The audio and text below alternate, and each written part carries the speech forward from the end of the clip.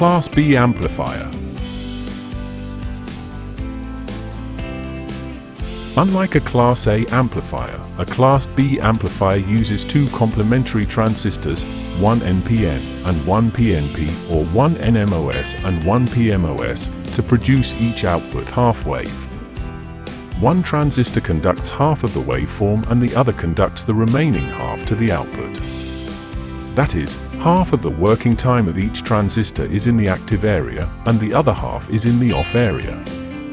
For this reason, it amplifies 50% of the input signal. In this class, there is no bias voltage, but instead, the transistor operates only when the input signal is greater than the base emitter voltage, about 0.7 V for semiconductors. Therefore, when the input is 0, the output will also be 0. Half of the input waveform appearing at the output makes the amplifier more efficient. In Class B amplifiers, the DC voltage is not used to bias the transistors, so a base emitter voltage, B, greater than 0.7 V is required to drive each positive and negative half wave in the transistor. Therefore, the lower part of the output waveform, which is below the 0.7 V window, is not generated.